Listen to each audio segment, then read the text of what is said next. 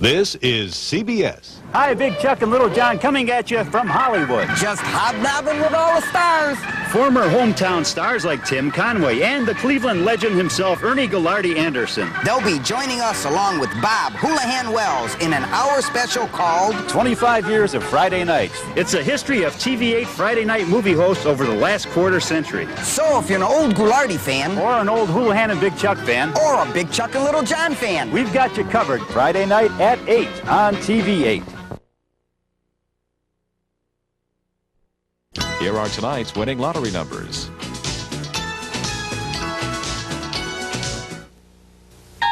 Ladies and gentlemen, you are about to embark on a journey through space and time in which the reality of today does not yet exist. A journey into the past, to the dawn of an era that began a quarter century ago. Once you begin this journey, we must warn you, there is no turning away. You will be totally trapped for one fascinating hour in a zone that exists only in the intangible realm of memory and the sights and sounds of 25 years of Cleveland television that still remain unique to the rest of the universe. Welcome to the Highlight Zone.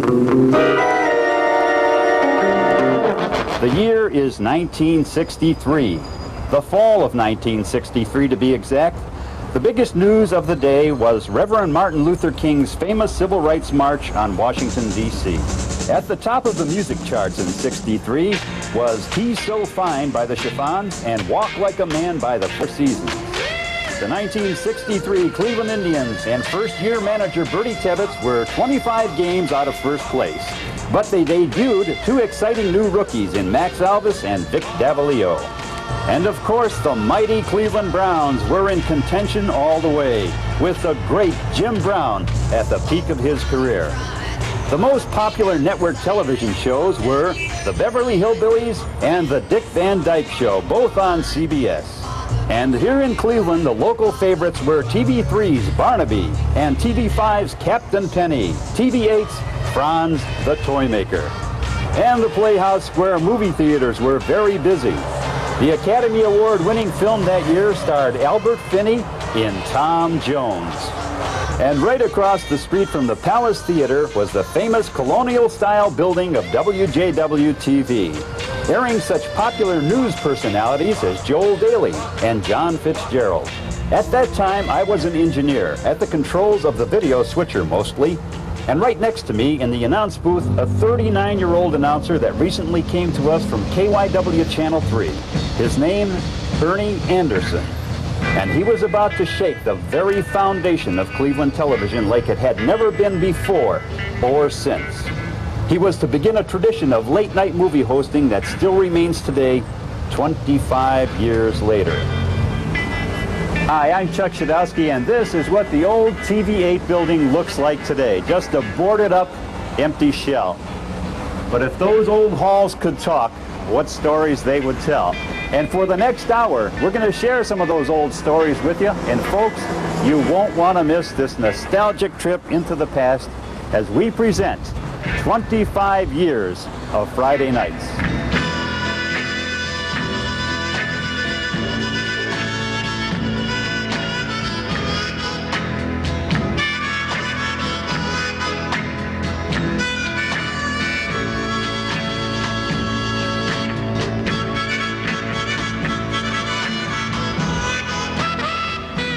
You know, it's unbelievable how much television has changed in 25 years.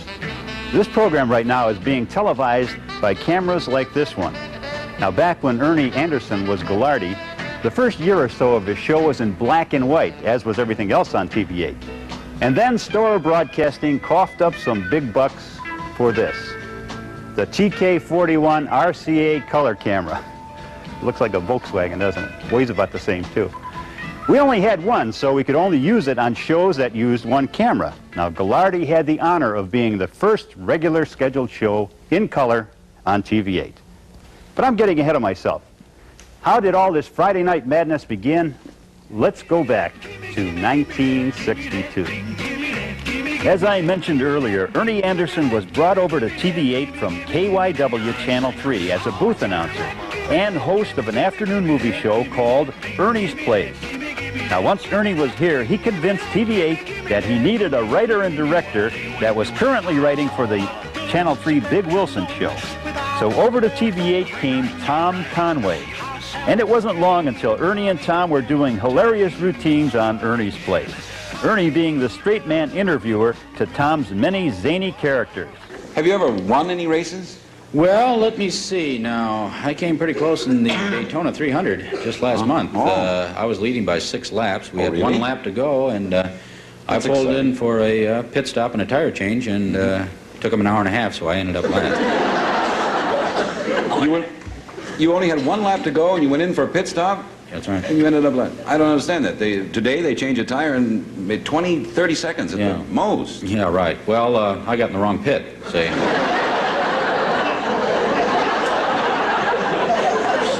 I pulled in, the guys took my tire off, went up on the hill laughing at me. They're up there smoking, drinking gas, you know. At about this time, CBS sent a bunch of its stars out to local affiliates to cut promos for their shows. Rose Marie of the then Dick Van Dyke Show was one of the stars to come to TV8. I was working in the videotape room at the time. Ernie and Tom brought Rose Marie back to the tape room and asked me to show her some of their skits. She took copies of the tapes and showed them to Steve Allen, who immediately began using Tom Conway, who now had to change his name because of the actor by the same name, to Tim. So Tom became Tim, and Tim's career took off as he then starred as Ensign Parker in McHale's Navy, leaving his best friend Ernie back here in Cleveland. TV8 then announced that Ernie was going to host a Friday night horror film show, and they had a contest to find a name for him.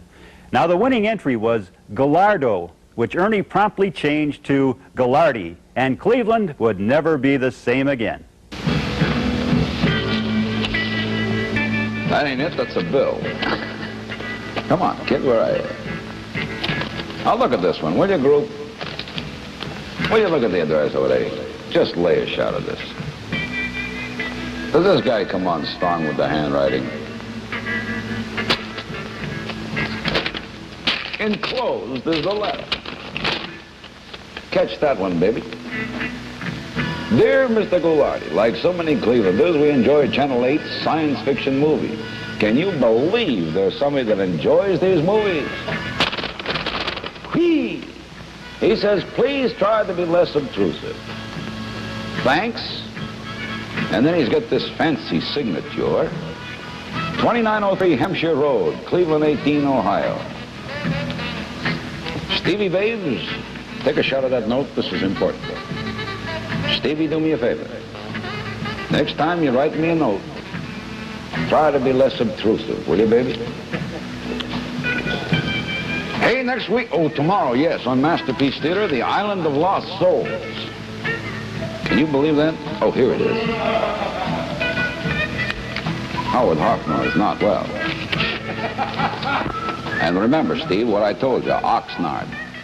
This was 1963, years before the hippie do-your-own-thing movement began. Ghoulardi was the original hippie who always did his own thing.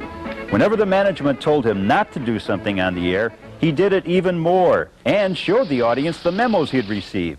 Memos like, you will not ride your motorcycle through Norm Wage's office anymore. He was told not to refer to Dorothy Fuldheim. It has been rumored that you are seeing Dorothy. Oh, now that's an outrageous lie. I never could see her. Hey, he made Dorothy his sweetheart, which, contrary to popular opinion, a woman he admired greatly. He was told not to use fireworks on his show. He blew off a dozen a night, and his ratings soared. In fact, the Ghoulardi show still holds the record for a local show here in Cleveland when it peaked at a 28 rating with a 58 share. During Ghoulardi's peak, the Cleveland Police Department reported that crime on late Friday nights was far lower than any other night of the week. Everybody watched Ghoulardi. Chuck's right. Everyone watched Ghoulardi, especially school kids. When Ghoulardi first came on, I was a junior here at John Adams High School, and everyone I knew watched the show. And the big status symbol at that time was owning your own Ghoulardi sweatshirt and going to Manners and getting the hot Ghoulardi cup with the see-through bottom. Or when Ghoulardi started putting Flash Gordon cereals with his movies, you wouldn't be cool in school unless you went around giving everyone the Flash Gordon salute. Everybody in Cleveland was doing this to each other. The Ghoulardi Show also introduced to us a guy who became somewhat of a hero to us kids. A character by the name of handsome, debonair, downstairs neighbor Jerry Kriegel. In the most shocking, controversial series of skits in Cleveland television history, Parma Place. Handsome, debonair, downstairs neighbor Jerry Kriegel. You just sit right there. I'll turn the set on. It's about to start. Don't like to miss the opening of these. Oh, that's the best part.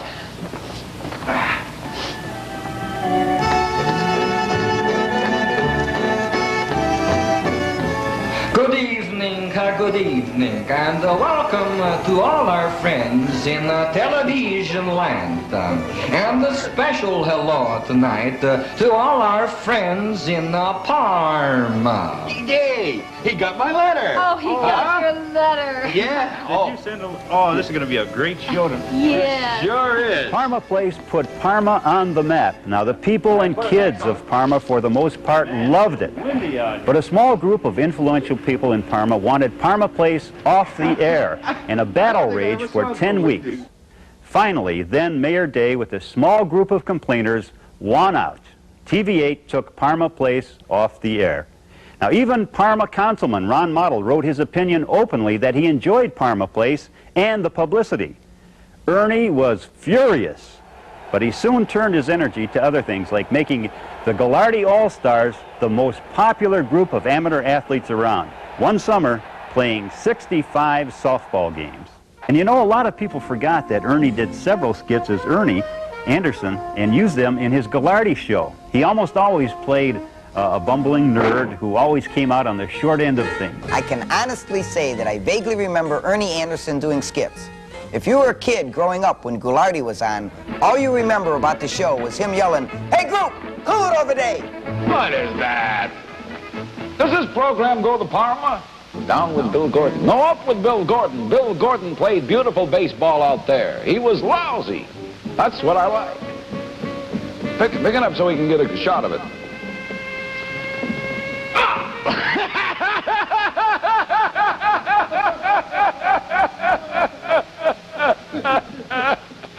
Hey, Ghoulardi's too cool. He gets the poor cameraman open up the box. See, they got a little shocker in there, babies. You're pretty tricky, right? You didn't catch Ghoulardi, I'll tell you that. And like John said, Ghoulardi really had an impact on kids. In fact, during a personal appearance he made at Euclid Beach Park, a 13-year-old boy who idolized Ernie came dressed in an old gorilla costume that he found in a garbage can.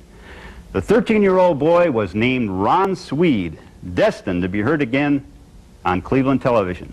About 2.5 years after Ernie began his incredible reign as king of Cleveland television, I could sense him tiring of it. Now, Tim Conway was continuously striving to pull strings to get Ernie to Hollywood, and Ernie was doing fewer and less involved productions. But the TV audience never knew it, because Ghoulardi was still screaming, "Hey group, cool it over there with the boom booms," and still putting himself in the films, and still talking about Parma and Dorothy, and still knocking TV8 for its cheap movies.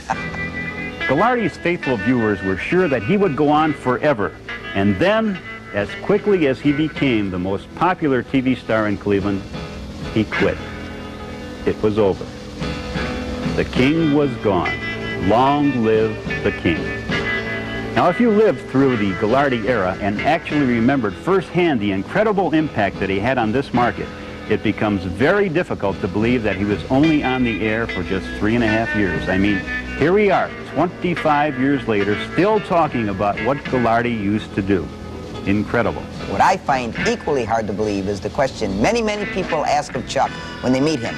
"Hey Chuck, whatever happened to Ghoulardi?" Most people ask that question, which is really hard to believe now, because right now, Ernie Ghoulardi Anderson is a figure of national prominence in the network television and radio field. Whatever happened to Ghoulardi? We'll show you right after these commercials.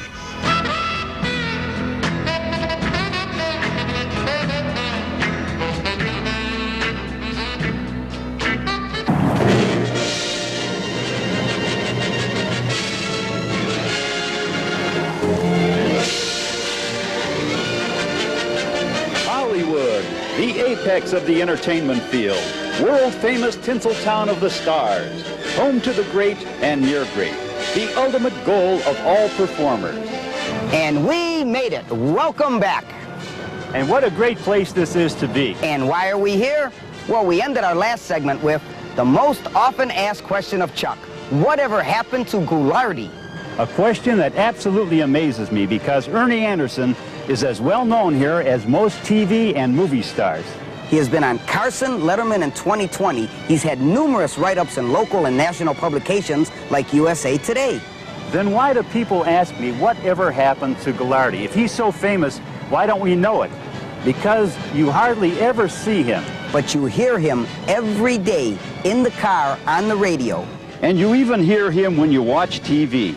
For many years now, while you've been watching ABC, you've heard this familiar voice. Tonight, right after Perfect Strangers. Oh, my, look at that. It's the Saturday morning preview special hosted by Mr. Belvedere and Wesley. You gotta watch. And convicts who were steps away from the gas chamber are now free and living life after death row on an ABC News special. Then, an environmental alert. 2020 with the Environmental Police. Their job, busting those who dump medical wastes in our waters. So cool over there, group. And now the moment we have all been waiting for. After a 22-year absence, a Cleveland reunion now with our own living legend, Ghoulardi. Ernie Anderson lives in Studio City, California, in this 13-room house with his Cleveland-born wife, Edwina Goff Anderson, and 2 of his 9 children, 12 dogs, numerous cats, 3 horses, 4 ponies, and 2 mini horses. And as promised, here is Ghoulardi 1988. Is it 88 already? Yes. When you're having a good time. Fly times. And Ern, why do you think that Ghoulardi... Call me King. King, why do you think that Ghoulardi was such a sensation? I haven't the vaguest idea. Now you said... No, I think... Okay. I think probably it was a sensation because it was probably the first time in the history of television, that somebody came on and was honest and said, this is probably the worst movie I've ever seen, but it's all we got tonight, so it's it. Stick with it, hang in there. The honesty of the thing, I think, was probably it. And the fact that I was willing to cut some idols down a little bit, you know. Nobody would ever say anything about Dorothy Fullheim or those wonderful people. And, you know, you just didn't do that. You just didn't put a statue of Mike Douglas up. He was a big syndicated star. He had all these huge guests. He was Mr. Hollywood, and I used to throw darts at his paste cutout, you know. And, he didn't talk to me for a long time after that, incidentally, which shows you the type of person he was. He had no sense of humor, you know, none. But Dorothy did. I loved her. You know, she was a wonderful person. What does Ernie Anderson do for fun? Well, I don't know how much fun it is, but it's what I do. I follow my kids around. You know, I have 2 girls that ride horse shows, and a serious intent. You know, like my oldest daughter is going to Harrisburg, Pennsylvania in a couple of weeks, and she's going to Washington, D.C., and she's going to show in Madison Square Garden, which is big stuff, big time for that kind of thing. You know, you have to be invited. You have to qualify. And I go to horse shows all over the West Coast, from Arizona to San Diego, all the way up to Menlo and Monterey. And I do that, and that's kind of my weekends occasionally. And are you still a Browns fan? Oh, yeah. We have the Southern California Browns Boosters Club firm. And you know they're from Cleveland, because the second letter I got from them, they said, we're organizing a bowling team. Would you like to get in the league and bowl? I said, Dad, they're from Cleveland. No intention of leaving. As a matter of fact, I'm going to miss you, John. And I'm going to miss you too, Chuck. Mm-hmm. Well, you might miss Chuck. You won't miss me. No. I have no intention of going. That's one of the battles. There's no reason to leave here. It's awful nice around here. It's good fun. You think of retiring? What am I going to retire from? Doing this? You know, I do this all day long, except I do it with a piece of paper, you know. And you get paid. And plus I get paid, and I don't have to dress up, and I don't have to put on outfits, and I don't have to put any makeup on, and I just walk in just like this and do it and say that's it, and thank you very much. I really appreciate it, and call me again sometime, you dirty, running stupid. And I leave. And I can do this easy, whatever I'm doing now, currently. And unless my voice goes away or goes south, I have nothing to retire from. Okay, you know, besides work, to get you at. Go ahead. When I'm still talking. Okay, sorry about that. Besides what gets you out of the house. Do you know what I'm talking about, John? You know how nice it is sometimes to get out of the house? Just to be able to say, I see, I gotta go to work. Oh, whew. And your ears get so much better the minute you get out of there. You know, they beat on you and beat on you. You say, geez, I'd like to stay here, dear, and listen to you rag on me like this, but I really got to go to work. So, out the door. And if you didn't have that, you'd have no escape. No, escape's good. Thanks, John. Stop that, John. Stop filling in words for me. I had a bigger one and a better one. I can't think of it right now. That's another thing. Your memory goes first. I can't think of the second thing. Go. Of all the accomplishment that Ernie Anderson has done... Name one. Ghoulardi. There's an accomplishment. Okay. But of all the accomplishments that you have done, is there any accomplishment left undone? If I could get, like, a little part that I could remember, you know, and just do it, and just have it, like, be a wonderful little thing that I did, and it would be in a movie that would play in 21 BC, you know, I mean AD or whatever. I'd just like to have that. It'd be my little thing of immortality when you're, it's like I watch old movies and you say, isn't that wonderful, that guy? Jack Oakey is still doing triple takes and they were wonderful, you know. If I could just get one of those in there in that pile, I would kind of like that. I don't know if it'll ever come about, but anyway, I'd really like seriously to do a nice piece in a nice movie. And I've not really worked at that, to get that done, actually.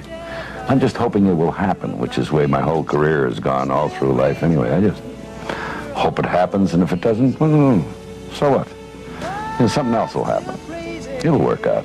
It'll be fine. Don't worry about it, man. It'll be fine. Crazy after all these years. Boy, it was really nice to see him again. I had a ball out there. What a gracious man. Coming up, Hoolihan and Big Chuck take over where Ghoulardi left off. 25 years of Friday nights will return after these messages. Still crazy after all these years.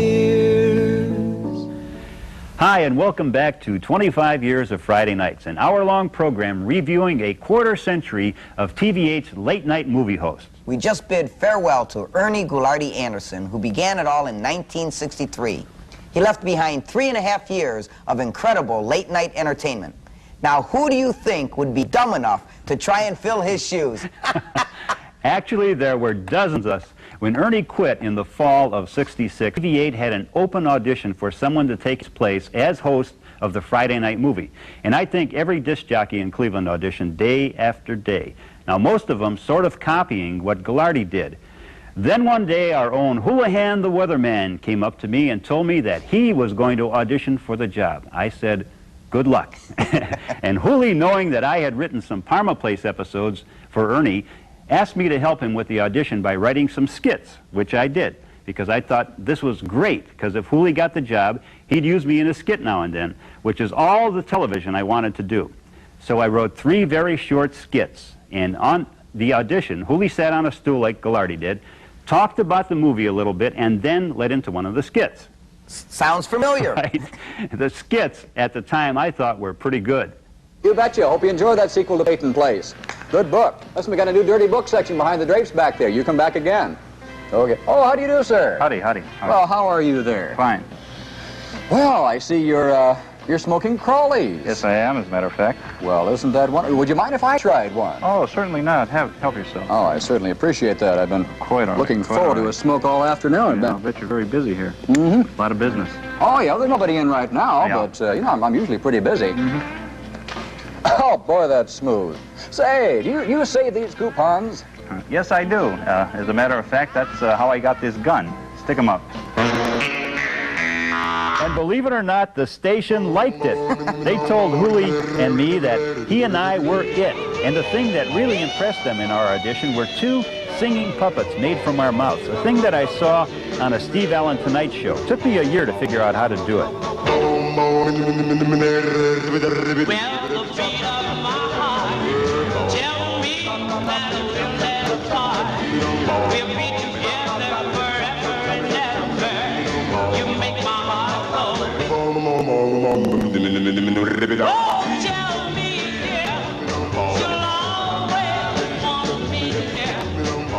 Even the newspapers thought that this was the neatest thing they ever saw. And then the bombshell hit. They told Hooli and I that they wanted us as co-hosts, and I told them this was a terrible mistake. I didn't speak well, especially being next to a real pro like Bob Wells. I was embarrassed. My family would be embarrassed when I bombed. I couldn't ad-lib. Still can't. I didn't want to go out there and look like a real jerk, but they made me do it. So Ghoulardi's sidekick would team up with an F-80 jet fighter pilot from Nebraska to begin a show called Hoolihan and Big Chuck on December 23rd, 1966.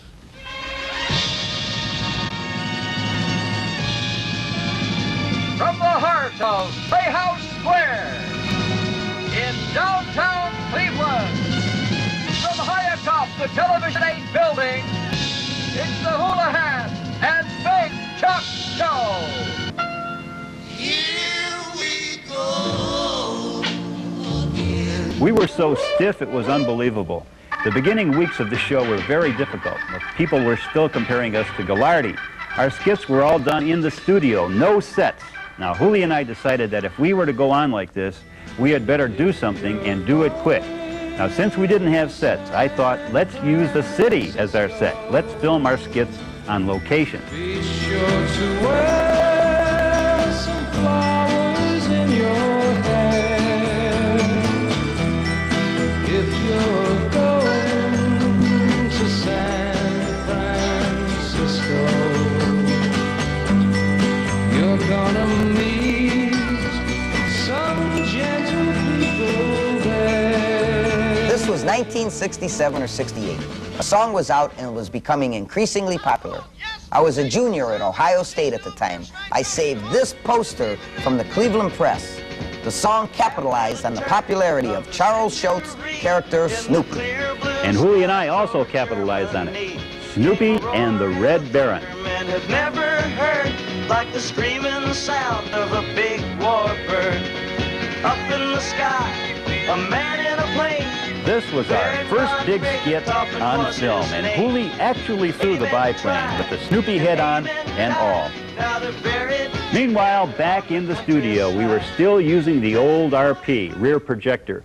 But we started doing something now that was very popular with our audience. We started spoofing commercials like the Lark Cigarette Company. They had a campaign going on where a guy with a megaphone on a flatbed truck would go around town and ask people to show them their Lark packs. Show us your Clark pack. Your Clark pack. Same to you, buddy.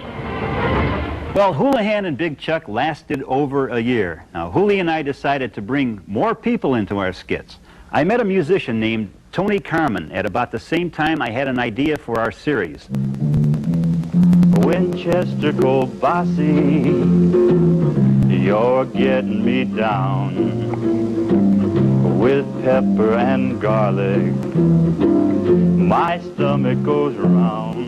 I wanted to do a character called the Kobasi Kid, and Tony Carmen became Kishka, the faithful Indian companion. Hooli was Marshall Dillon, named after the very popular Marshall Dillon of Gunsmoke, and I even brought my dog in the series. He was a 120-pound Rhodesian Ridgeback, which we called King the Wonder Dog, first Emmy ever awarded in Cleveland. I called it simply King the Wonder Dog.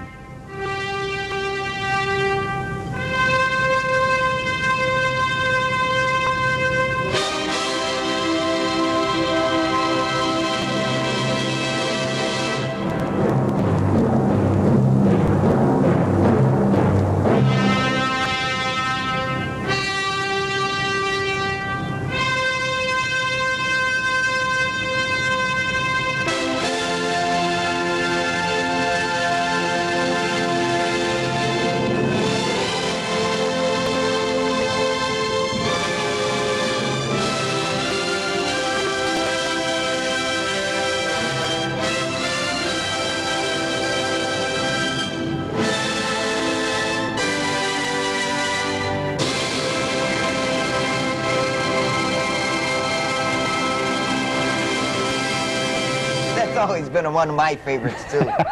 Remember Ghoulardi's mail boy, Ron Swede? Yeah. Well, when Ghoulardi left for Hollywood, we inherited him. He was now about 18, and he was helping Hoolihan and I quite a bit with the show. And we even used Ron in a skit, a musical called Guitarzan. Ron broke out his old musty gorilla suit and played the ape. And for the first time, Tony Carmen played a role other than Kishka. That's Tony as Jane. The Hoolihan and Big Chuck show was off and running now. The year was 1970, and we were finally being called Hoolihan and Big Chuck instead of, hey, there's those two guys from Ghoulardi's show. This is my favorite year. Hoolihan and Chuck were looking for a very short girl to play a part in a skit they wanted to do. The girl had to dance, too. So Chuck called dance instructor Dick Blake and asked him if he knew of any very small girls who could dance. Dick said no, but he had a male student who was very short and gave Chuck my name. Bridget, the midget, the queen of the blues. Bridget the Midget was John's very first appearance on TV. Hoolihan and I used him quite a bit after that, and about a year later, he got his first speaking part. Okay, I want a half a head. A half a head of lettuce? Yeah, A half a head, not a whole head? a half a head of lettuce. Now, hold on a second. I'll be right back. Hey, Chuck. Yeah. You got a big knife? A big knife? What for? Oh, some big, dumb, ugly-looking jerk wants a half a head of lettuce. Do you believe that? And this fine gentleman would like the other half. Tonight about this time, another one of our guys got a speaking part. In fact, he got his own show. Ron Swede, Ghoulardi's 13-year-old mail boy and RPA announcer and assistant producer, called Ernie Anderson in Hollywood and asked permission to use his idea and his costume and music to become the Ghoul. Now you know the rest of the story. Ron had a very successful time of it for many years, being syndicated in many cities across the country. And the Hoolihan and Big Chuck show was still riding high and still adding characters like TV8 projectionist Ralph Gertz, who usually played an old-timer. The thing to remember is to shoot first and ask questions later.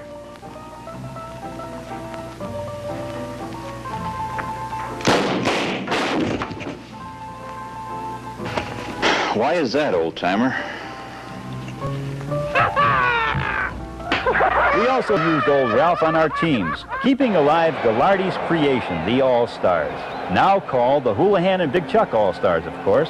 And we inherited a pretty good player from the old team, Dick Goddard. Even our news anchor, Doug Adair, played ball with us, along with our sports reporter, Frank Gleber. And, of course, Kishka and Little John.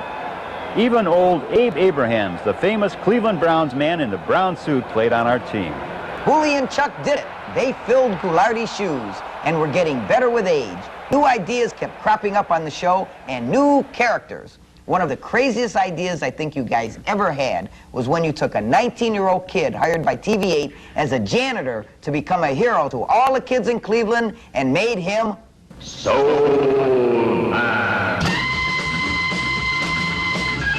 Soul Man was an instant success, played by a young man named Herb Thomas, who went through all kinds of trials and tribulations in his never-ending fight to rid the streets of Cleveland from the crime and corruption that stalks all big cities.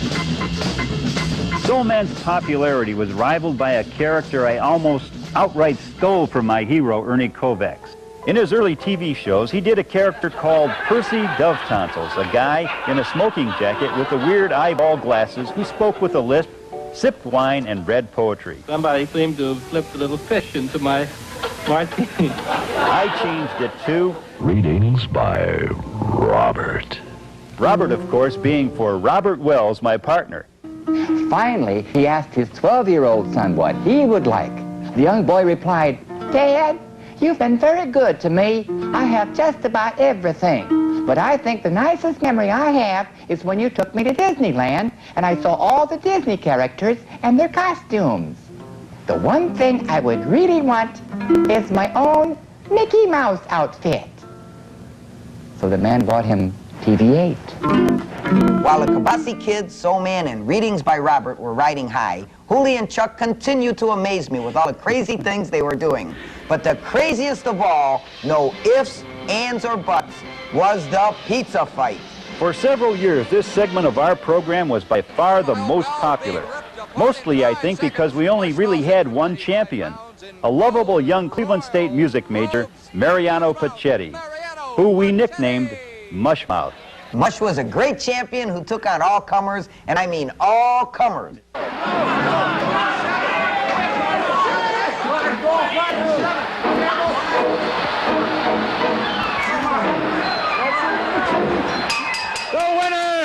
The winner and new champion, Chris from Fairview Park. Now, the Hoolihan and Big Chuck show was really peaking now. We had several good series going, and our cast of characters was growing. One day, I got a videotape in the mail from a student who attended night classes on TV production at Normandy High School in Parma. I really liked what I saw, and before you knew it, we had yet another new character. Enter Art Lafredo.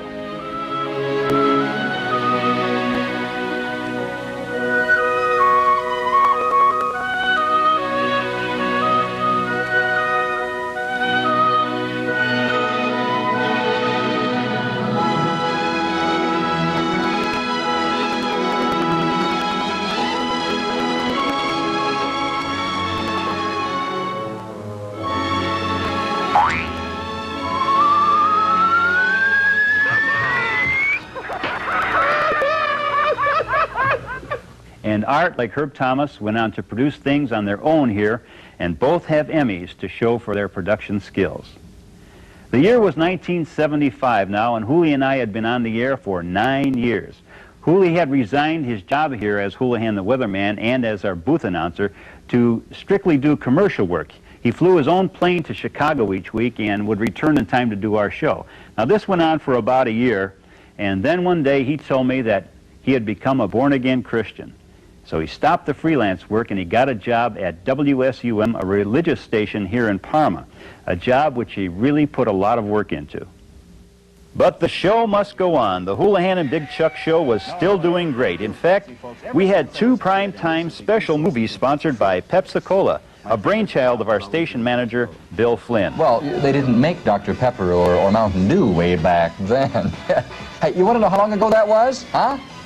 Pepsi-Cola hits a spot, 12 full ounces, that's a lot. Twice as much for a nickel, too. Pepsi-Cola is the drink for you. Nickel, nickel, nickel, nickel, nickel. Hey, older folks explain that to the kids, will you? About a few months after the second special, Hooli told me that after 12.5 years as my partner, that he was leaving. He had an offer from a Florida TV station to be their general manager. As they say, an offer he couldn't refuse. So in August of 1979, after almost 13 years, the Hoolihan and Big Chuck show was to be no more. And TV8 was to lose its second movie host.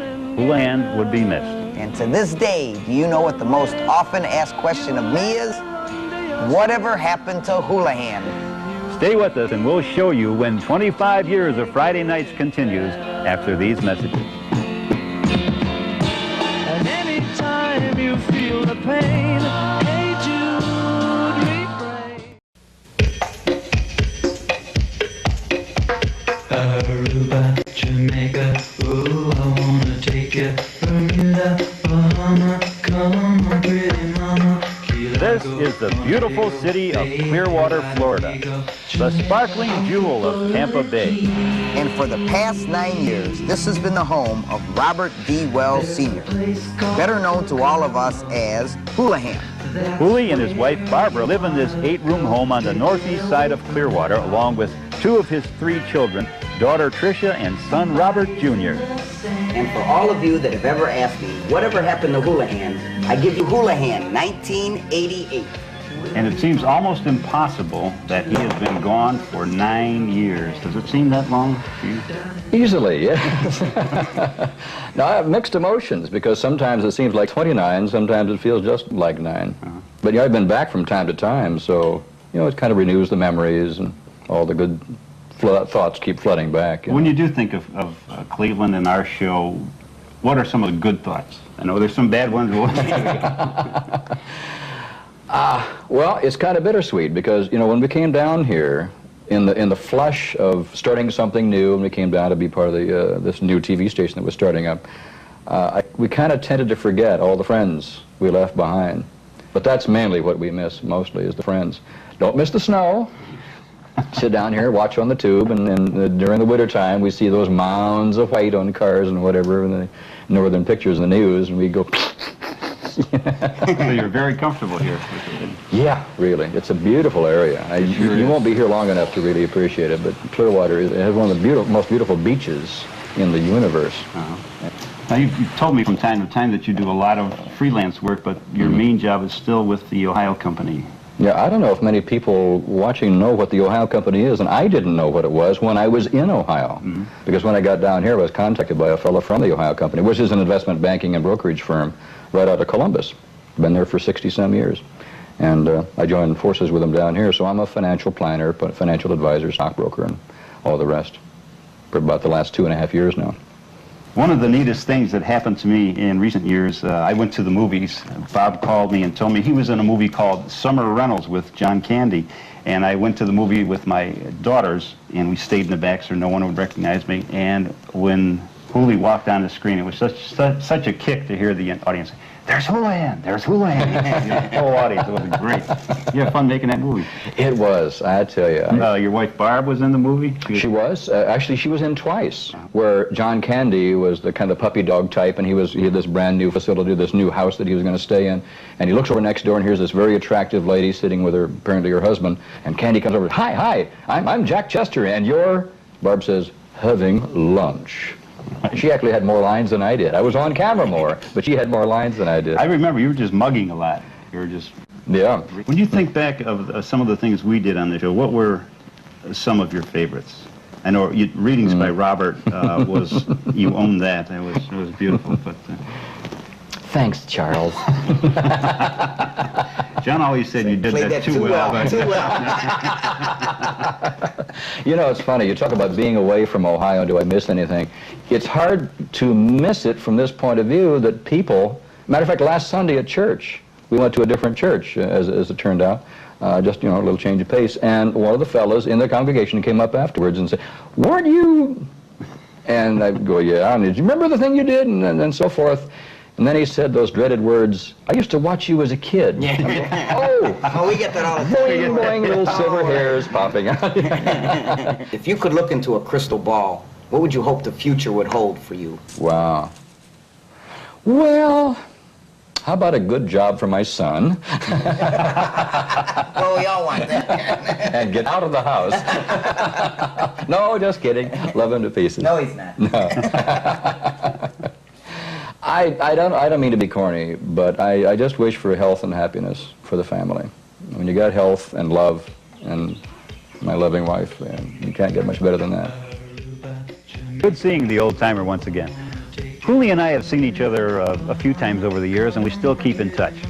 We'll be back with more of 25 years of Friday nights after these messages.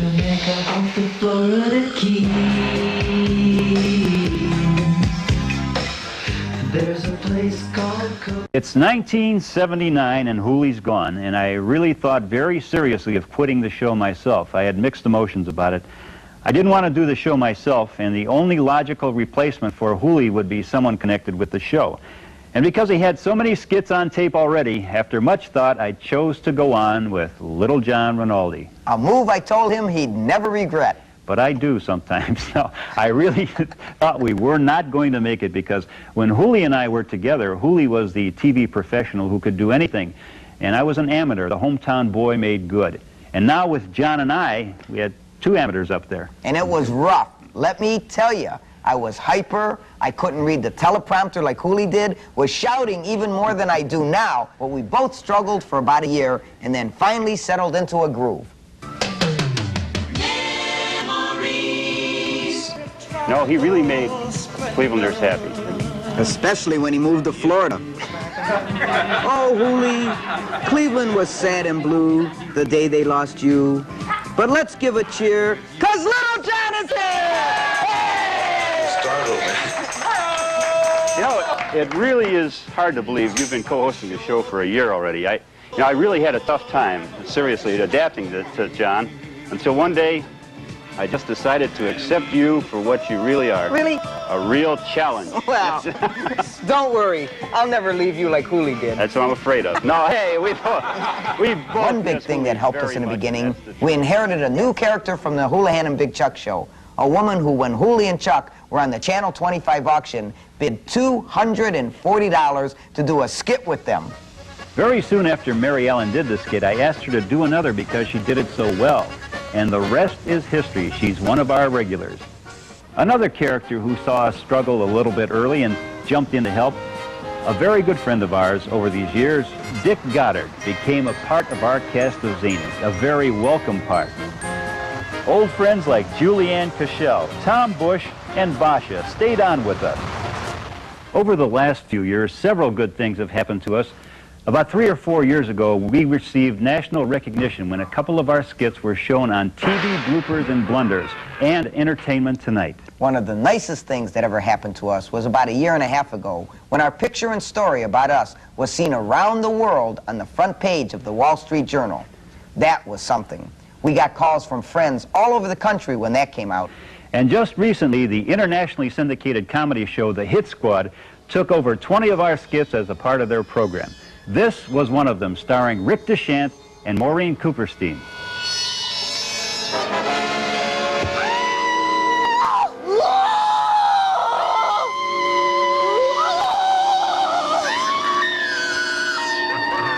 Having our skits seen around the world is an honor, but the awards we receive right here at home mean more to us. Honors like this. In 4 of the last 5 years, the Big Chuck Lil John show has won Emmys for entertainment. That's something we're very proud of. Yes, and as we come to the end of our program and look back on all the good times and the good memories associated with the show over the years, we think of dozens of people that have been a part of these 25 years that we just don't have time to thank, and we hope they understand. I know they will. Well, we've shown you some of what went on late-night movies during the last 25 years, and a natural question now would be, what does the future hold for us? Well, I think I still have a few good years left. I know John does. The final decision, of course, is the same as it always has been. It's really up to you. If you continue to support our show like you have in the past, then we will be around as long as you want us to be. John and I are truly blessed because we really do enjoy doing what we do for TV8 and being with people who enjoy watching it. 25 years is a long time, and I honestly loved every Friday night of it. And I've really enjoyed the 18 years I've been around. Speaking for Chuck and the staff and management of TV8, we sincerely thank all of you for being such faithful viewers over the years. And I'd like to make a date with all of you right now to get together right here in the fall of 2013 for our 50th anniversary. Good night, everyone. We love you. Night. Here's a little song I wrote. You might want to sing it note for note. Don't worry. Be happy. In every life we have some trouble, but when you worry you make it double. Don't worry. Be happy. Don't worry. Be happy now. Don't worry. Be happy. Don't worry, baby.